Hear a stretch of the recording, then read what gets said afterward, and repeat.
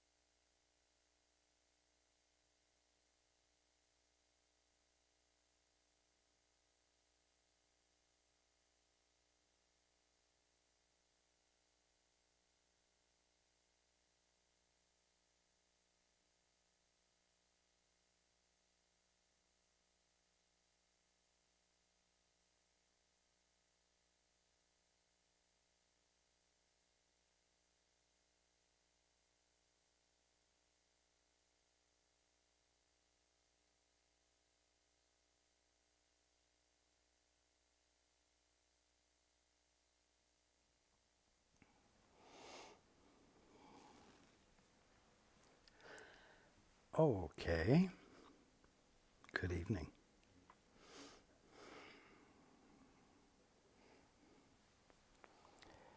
And welcome to everyone who's joining us on the internet.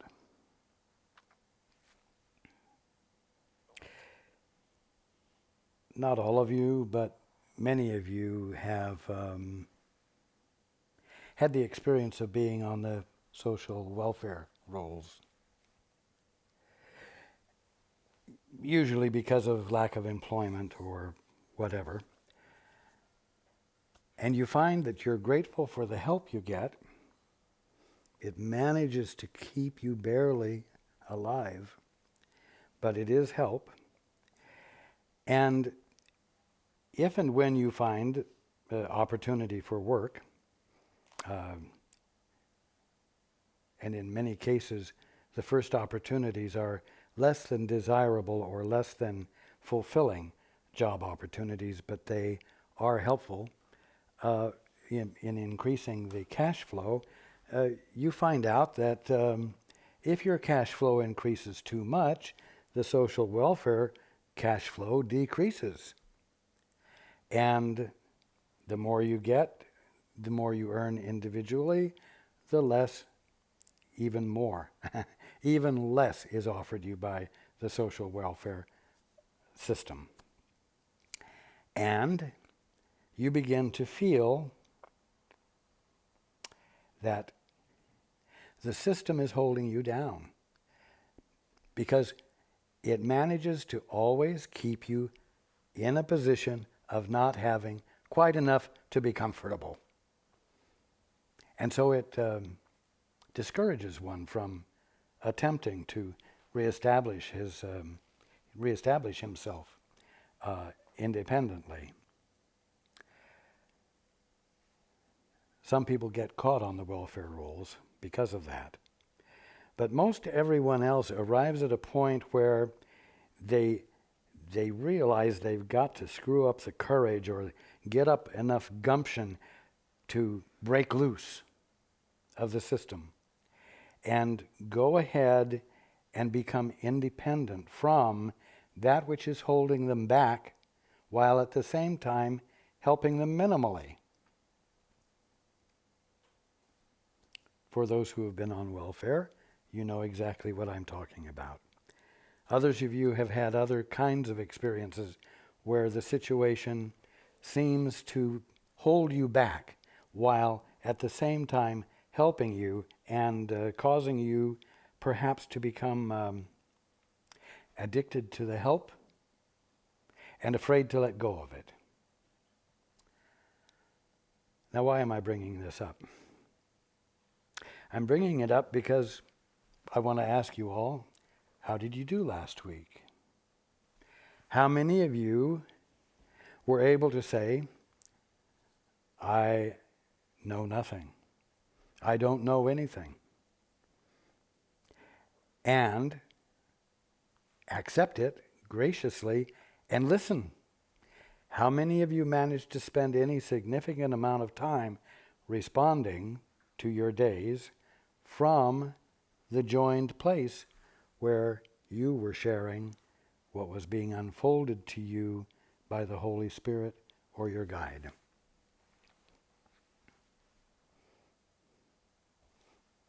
Not many? Not very much of the time? Well, might it have been because, like the person needing to get off the welfare system but gaining some benefit from it, you needing to get off or out of the orphanage mindset, out of the orphan mindset, found enough benefit from it to not be willing to let it go, not be willing to shift gears.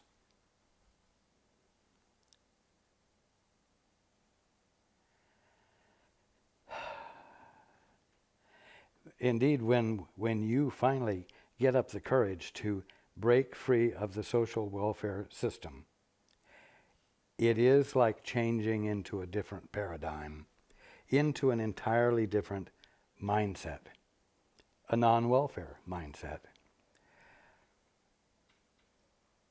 And when that happens, it is really a leap of faith.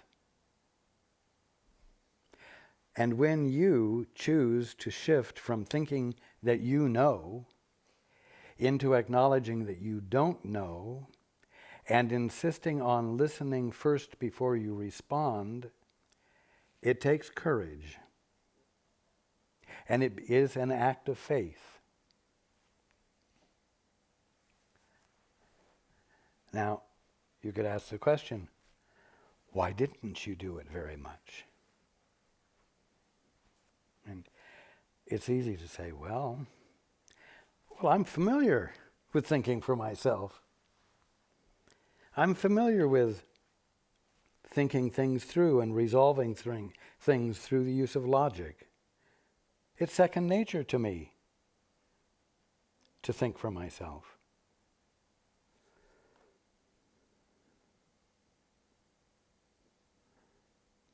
It feels natural. And what you're asking me to do doesn't feel natural. What you're asking me to do is to jump out into the deep blue with no security.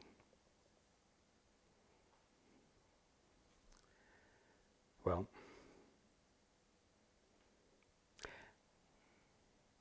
there's another reason as we've discussed before, which is that you rely upon your thinking. You rely upon the idea that you know something so that you can protect yourself.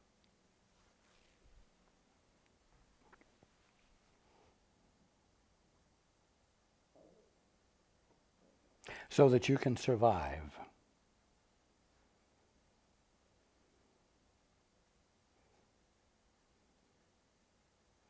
And you feel that that's a justifiable reason for not engaging in the idea that you don't know and then listening and hearing before you respond to the circumstances you're in the middle of.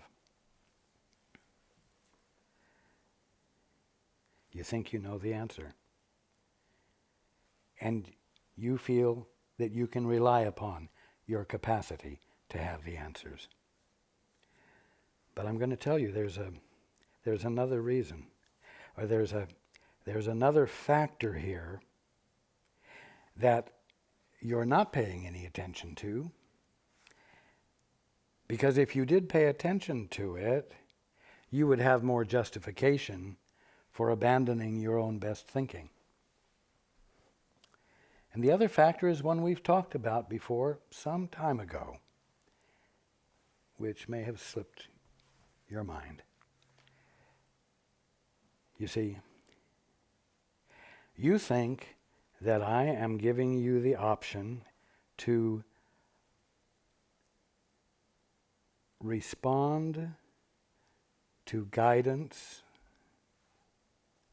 that comes to you if you will abandon your own best capacities.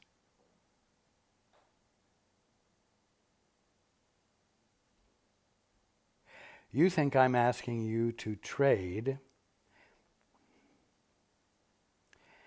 your capacity to do things yourself in order to become a puppet of the Holy Spirit, of that which is nothing more than your right mind, but puppet nevertheless. And what you've forgotten is that when you're doing your own thinking, you aren't doing your own thinking. There isn't one original thing that arises out of you doing your own thinking.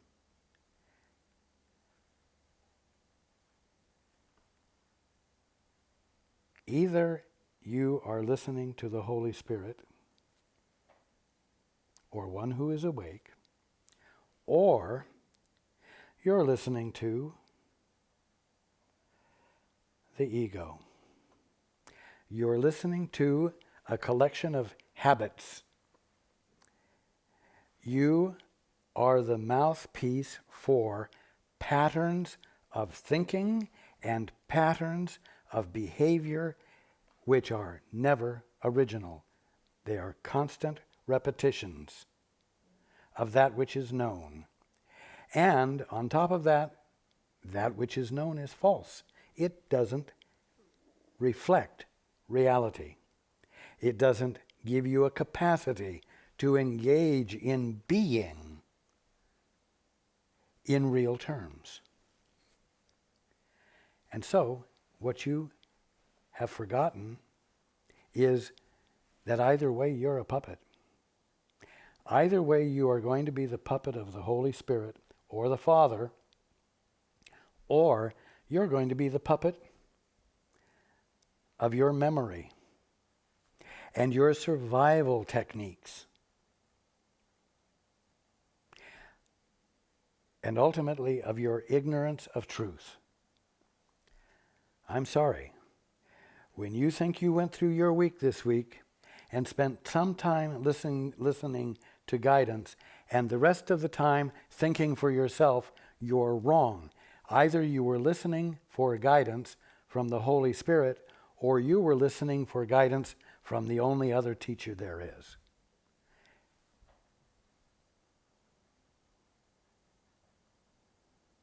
And you were replicating ignorance all over the place from memory. And you thought you were being original. And you thought you were doing things that were respectable, as opposed to listening for guidance and becoming the puppet of something other than the orphan you think you are. So don't feel too good about yourself in this sense, because the choice to do things on your own was an ignorant choice because you weren't doing anything on your own. You just were the puppet of another master. A puppet of a master that is incapable of recognizing what is real, and therefore is not your ally, and therefore is not something that you should feel that comfortable depending upon. Now, what I'm attempting to illuminate here is that which will allow you to put forth a little more faith and confidence in listening for guidance from the Holy Spirit. And I'm trying to do it by showing you that it's a matter of shifting from one teacher to another teacher. From a teacher that draws from memory and ignorant perceptions of reality only, to a teacher whose resource is God. A teacher whose resource is only capable of speaking truth and of illuminating reality, the kingdom of heaven that you're in, which your other teacher says is just the world and universe, matter, a result of a Big Bang. Pure physical happenstance.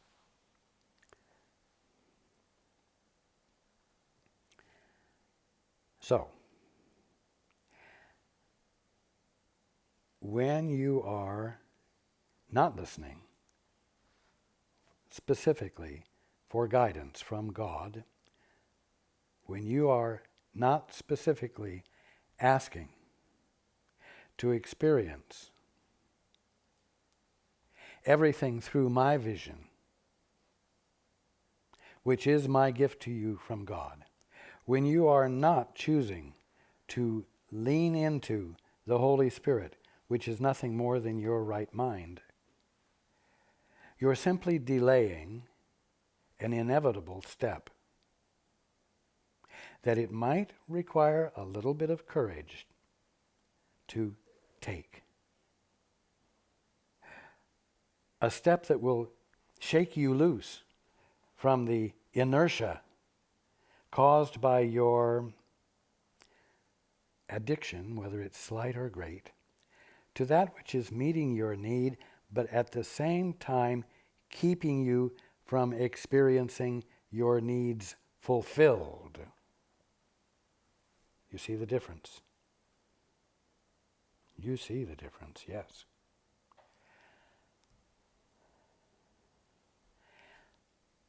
When I say, and when the Course says, to acknowledge that you don't know, and to really let that be truly the truth and okay with you, you are simply putting yourself in a position of being able to do something a little bit more intelligent than what you've been doing. Thinking by yourself, solving things on your own, doing things yourself. Put a note on your refrigerator this week. I'm never doing anything all by myself. It's impossible to do anything all by myself. I am going to stop fooling myself into thinking that I'm doing something all by myself. Either I am following an excellent teacher, or I'm following an ignorant teacher who is teaching ignorance and promoting the results of ignorance. Let those thoughts sit on your refrigerator where you can see them and remind yourself, so that you don't get too cocky and decide, oh, I know how to do this. Last week, Christopher says to Paul, you know, when the meetings are so late, I find I'm tired. And when I'm tired, if there's a problem, I can't deal with it as well. And I'm less patient. And I have to get up and go to work on Monday mornings early. I really need the meetings to start earlier. Paul looked at him and agreed with him. Paul understood. And so, this week, the meeting was scheduled for 7 o'clock.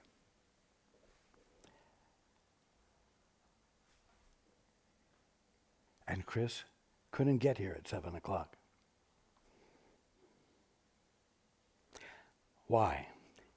Because the normalcy of life and helping a son get to his registration at college and get into his dorm rooms had to be taken care of, and other expressions of practical love that meets the need. These things had to be taken care of. Oh, but it didn't fit into the plans. It didn't fit into the intelligent ordering of the mind and the orderliness of doing things in a respectable way.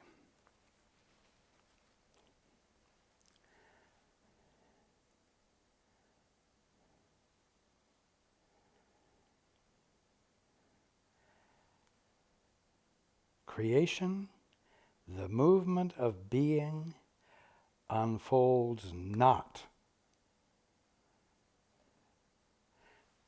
from the voice for fear, the ego, the other teacher, the teacher other than the Holy Spirit, which is nothing more than your right mind.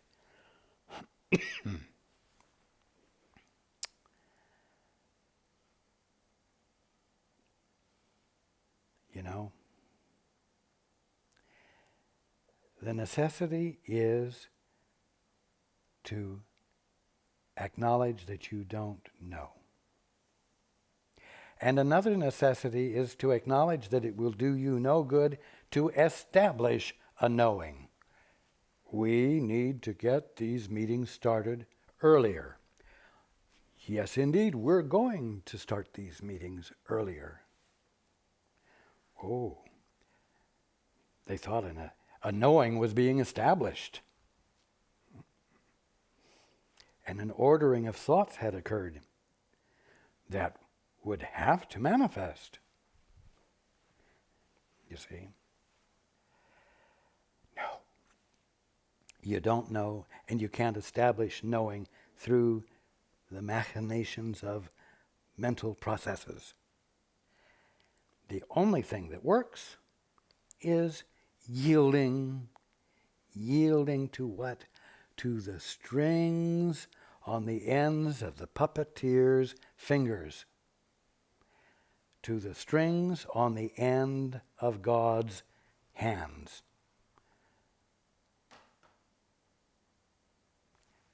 You have to be willing to yield to what you are. You have to yield to your right mind instead of this imagined mind with the orphan mindset.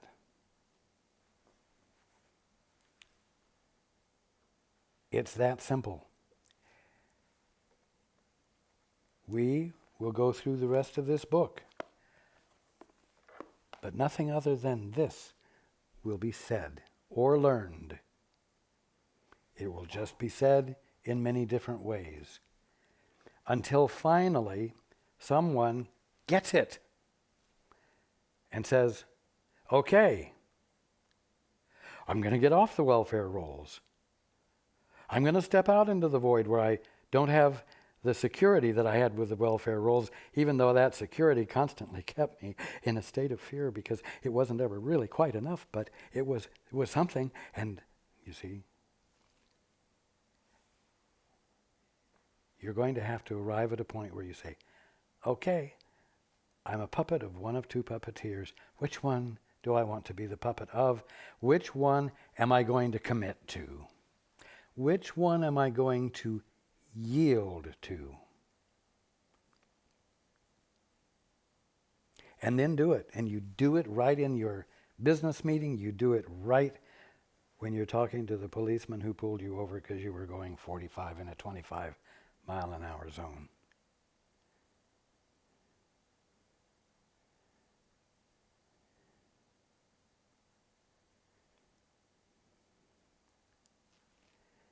Let's go into the book. We're in a section called The Test of Truth. You have one test, as sure as God, by which to recognize if what you learned is true. What you learned. Well, you won't learn anything, of course, until you start listening, because the only other thing you can do is to rehearse old tapes. Go over your old hard drive, as it were. And there will be nothing new there to learn. You might find unique ways to put memories together to give you what you call aha experiences, but they're not real learning. It is not learning which uncovers what you've never seen before. That's what learning is. So there's a test, one test, as sure as God, by which to recognize if what you learned is true.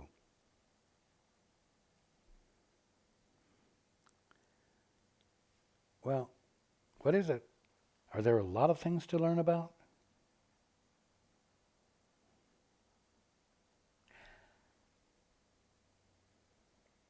No. The only thing there is for you to learn is how to see reality, how to look at your brother and remember God, how to look at the tree and remember God.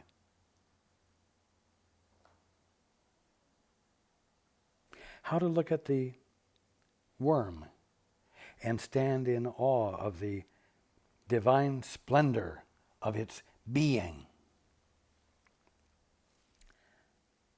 There's only one thing to learn, and that is to see what's really going on.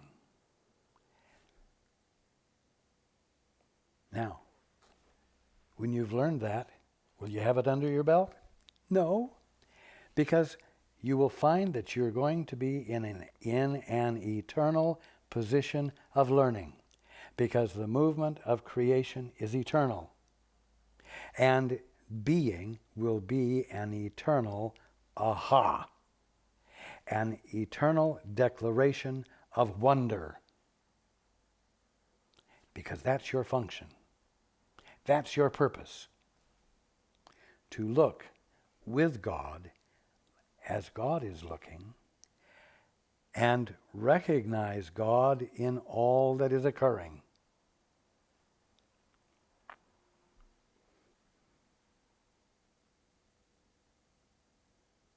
And what I want you to understand is that that experience can be had while you're sitting behind the wheel of your car driving down the freeway. It's not otherworldly. It awaits you right now. Continuing, if you are wholly free of fear of any kind, and if all those who meet or even think of you share in your perfect peace, then you can be sure that you have learned God's lesson and not yours.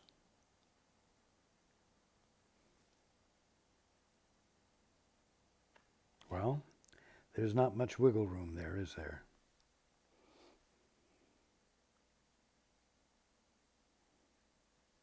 Unless all this is true, there are dark lessons in your minds which hurt and hinder you and everyone around you.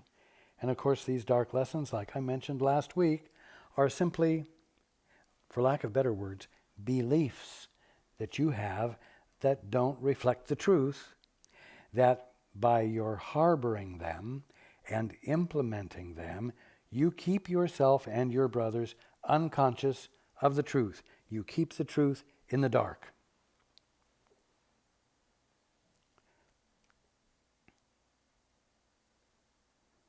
Even if those beliefs have a very positive tone and, do unto others as you would have them do unto you. Isn't that wonderful?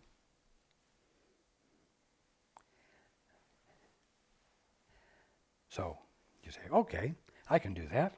I'll be nice to him so he'll be nice to me.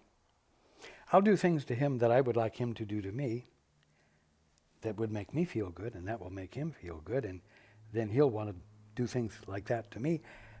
And what you have what's called a mutual admiration of society, right? Well, they won't wake you up. That won't cause you to look into your brother's eyes and remember God. That won't cause you to see divinity where just humanity seems to be. But it will seem to cause a lot of well-behaved humanity, right? Okay.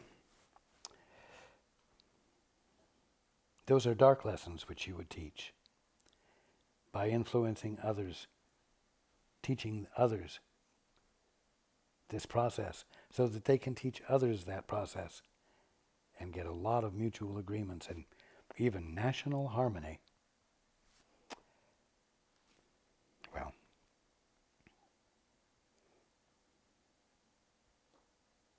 if you are wholly free of fear of any kind, and if all those who meet or even think of you share in your perfect peace, then you can be sure that you have learned God's lesson and not yours.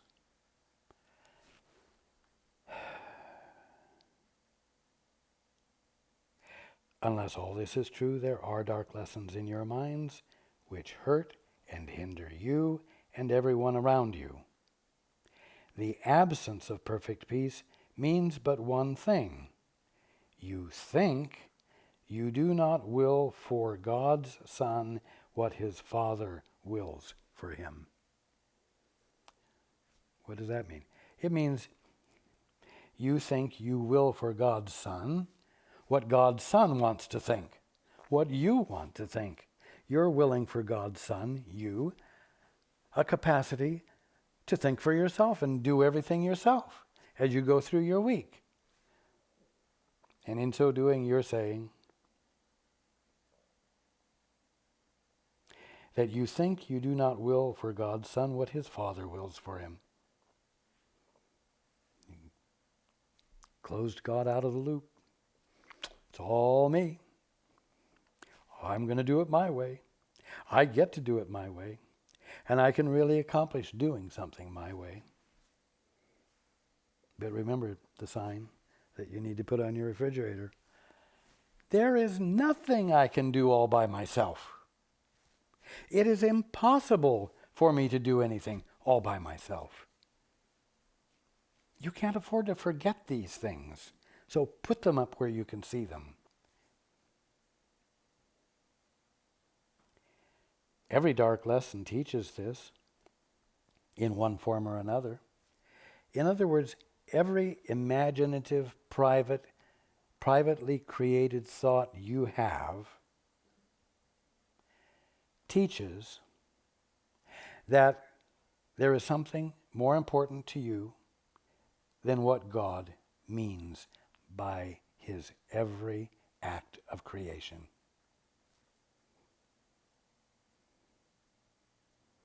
Every dark lesson teaches this in one form or another, and each bright lesson with which the Holy Spirit will replace the dark ones you do not accept and hide, teaches you that you will with the Father unto his Son.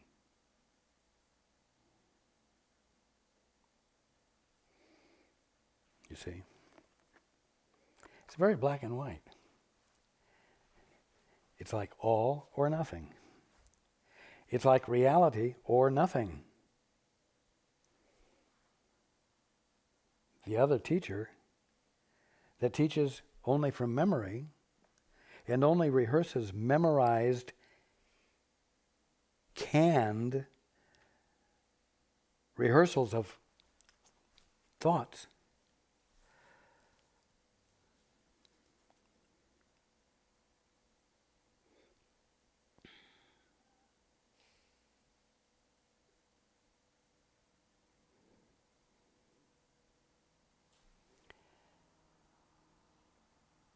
is accomplishing nothing, is doing nothing.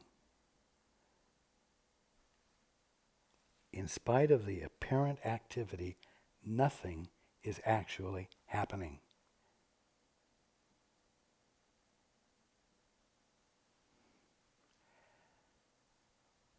So,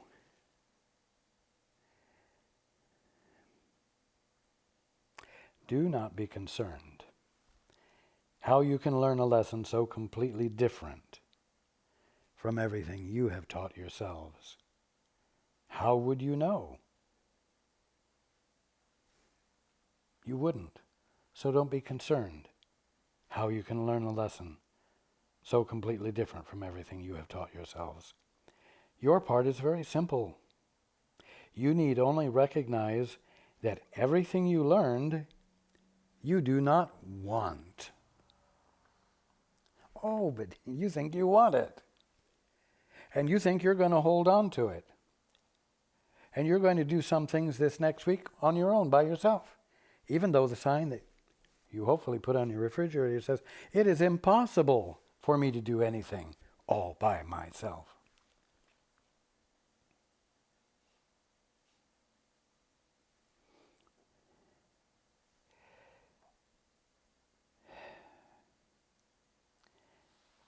You need only recognize that everything you learned, you do not want.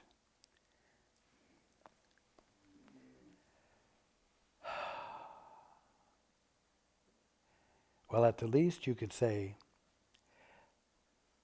in spite of everything I've learned, I want to learn more at a different level, in a different paradigm from the one I'm used to.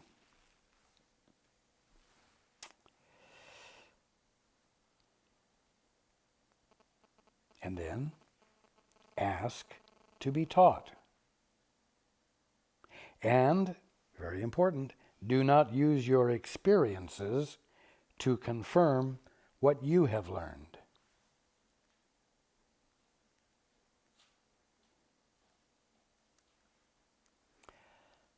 It's very simple.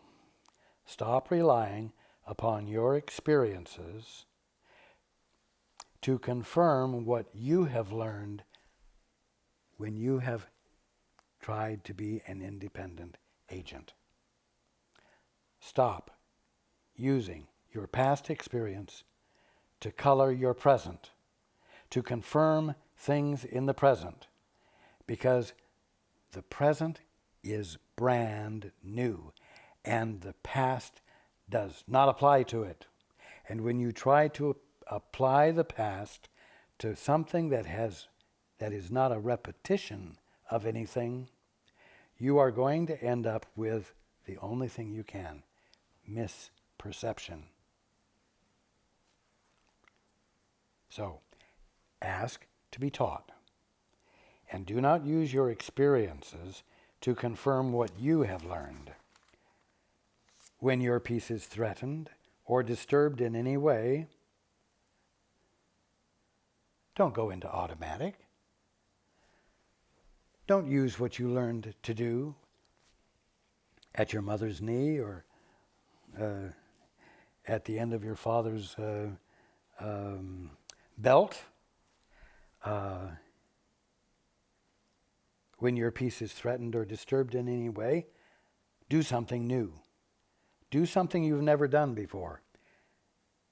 Say to yourself, I do not know what anything, including this, means.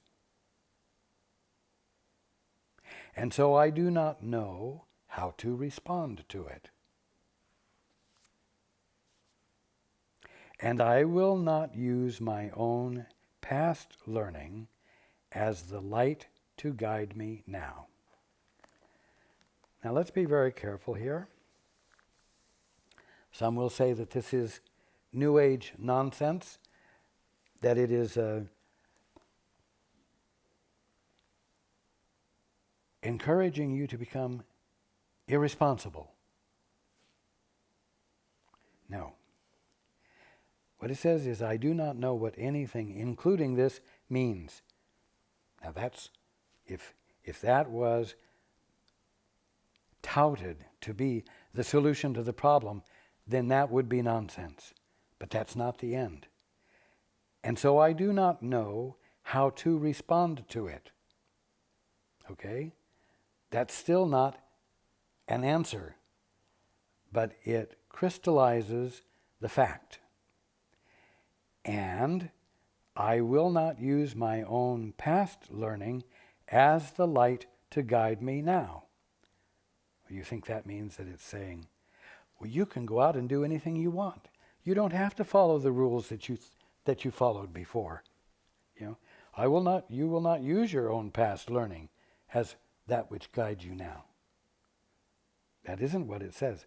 All it says, I won't use my own past learning as the light to guide me now, but that still isn't the culmination of this.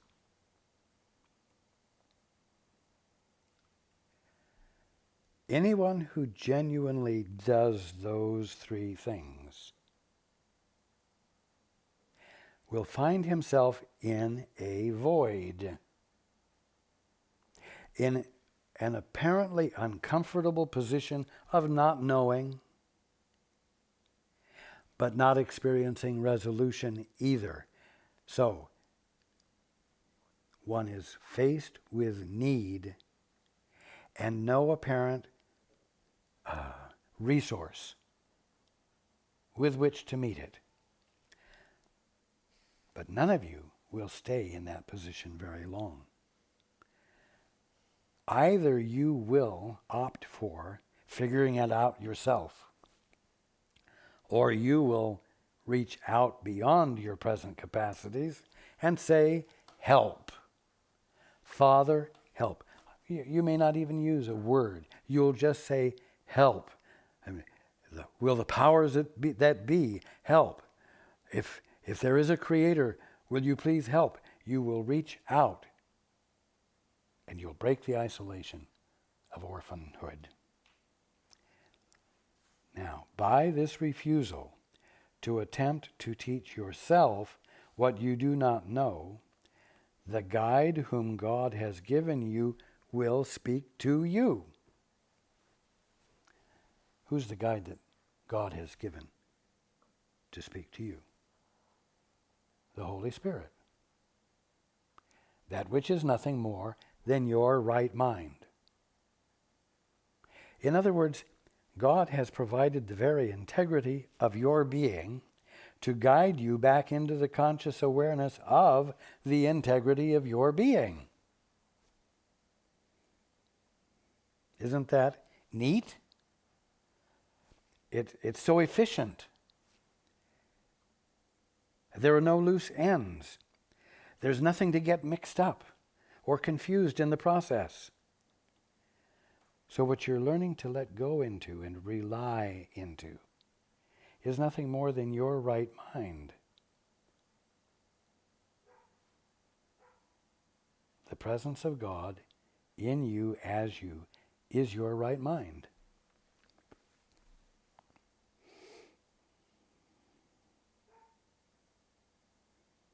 He, the guide whom God has given you, who will speak to you, will take his rightful place in your awareness the instant you abandon it and offer it to him. Abandon what? His rightful place. You took over your right mind's rightful place. You sat yourself in that seat and took over. But the moment you turn it back to him,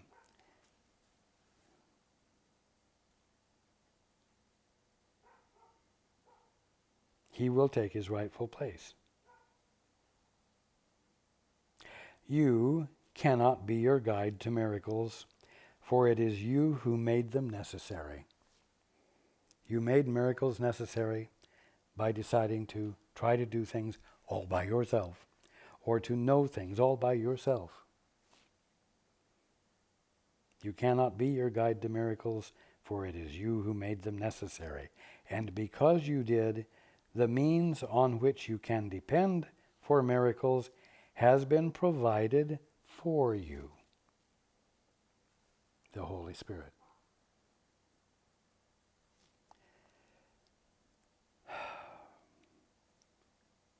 God's Son can make no needs his Father will not meet, if he but turn to him ever so little.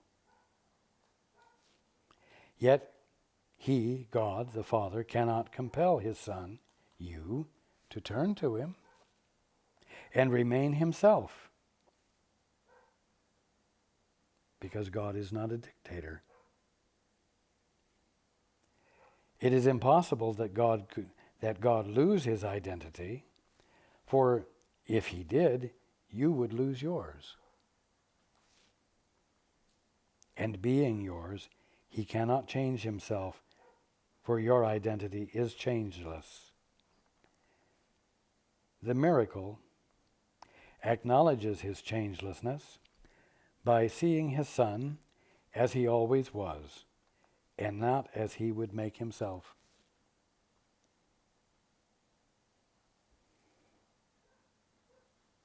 The miracle acknowledges his changelessness by seeing his Son, you,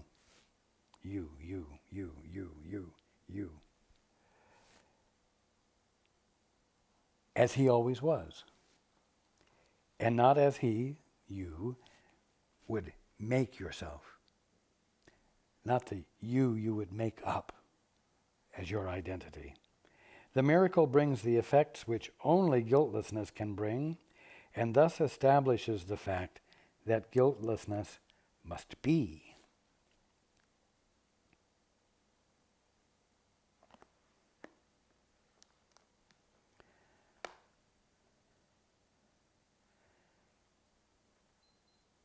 What you are can't change.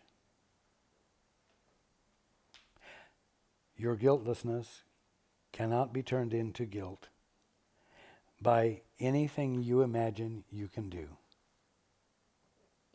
And therefore you have never become guilty of anything that you must pay for. You have suffered from the belief that you could become guilty and have become guilty. But it is a false belief that governs you falsely.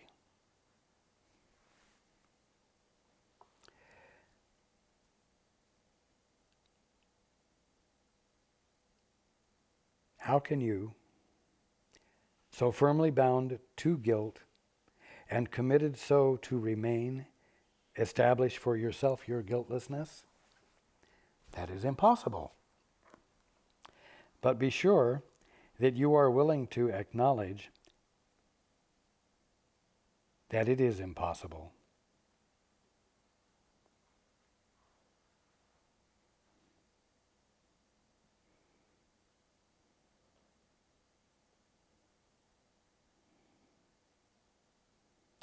It is only because you think that you can run some little part or deal with certain aspects of your lives, what? Alone, that the guidance of the Holy Spirit is limited. You see, the only thing that keeps you on welfare is the belief that if you get off welfare, you're going to be more limited than the limitations that welfare imposes upon you.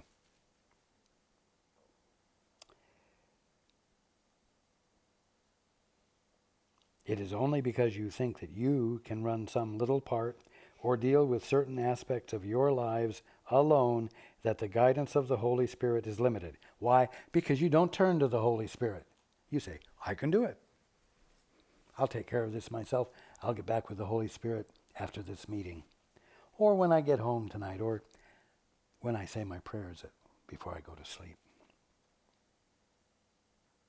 Thus would you make him, the Holy Spirit, undependable, and use this fancied undependability as an excuse for keeping certain dark lessons from him. What are the dark lessons again? They are the beliefs which don't reflect truth that you're holding on to, like, I can do this myself. You see?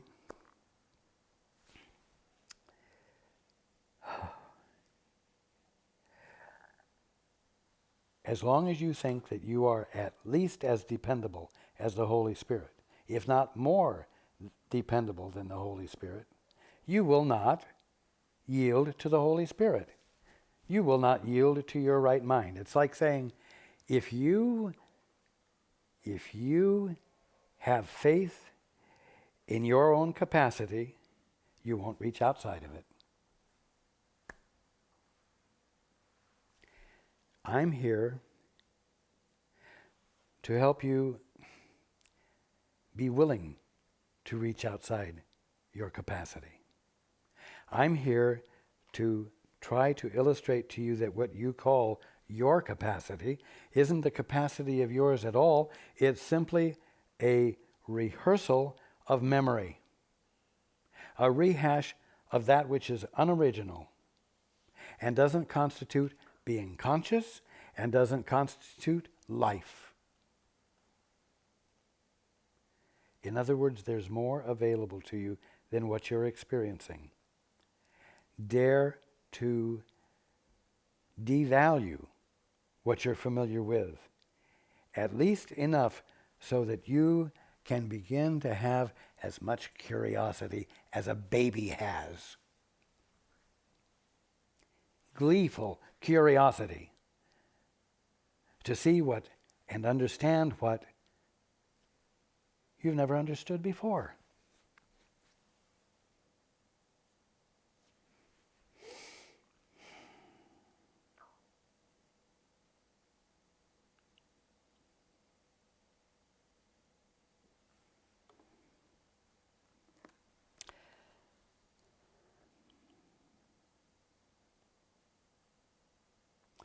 Again, thus would you make him undependable, the Holy Spirit, that which is nothing more than your right mind, and use this fancied undependability as an excuse for keeping certain dark lessons from him. In other words, continuing to act on your own, or attempt to. And by so limiting the guidance that you would accept, you are unable to depend on miracles to answer all your problems for you. Again, no wiggle room, black and white. And so, by limiting the guidance that you would accept, you are unable to depend on miracles to answer all your problems for you. And yet, that's the whole reason you've persevered until we've gotten to page 344. Because you want to be able to depend on miracles to answer all your problems for you. Well, if you do, then dare to do the work, so to speak. Dare to do the two-step all day long, every day. And if you're going to rely upon yourself and try to do it yourself, at least while you're doing it, be sane enough to say, I realize I'm doing this, but Raj says that as long as I'm doing this, I'm not really doing anything. That this really isn't life. And that I deserve the miracle. A sudden shift of perception that uncovers reality to me. At least be willing to acknowledge while you're acting all by yourself that you are engaging in a bit of foolishness.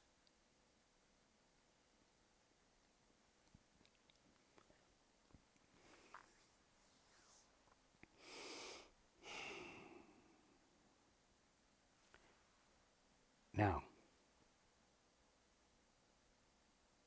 you may feel that I'm being pushy. Hey, don't fool yourselves. You're not going to be pushed into anything. You're not going to allow yourself to be pushed into anything. So, give me the right to speak clearly and unequivocally so that there's no confusion. And you go ahead and do it exactly when you're going to choose to do it anyway.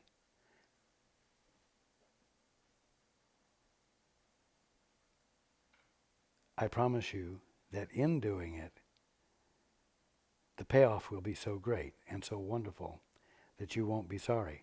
And in the meantime, I will continue to support you from behind and also from in front of you to say, come forward, it's safe. Okay. I look forward to being with you next week.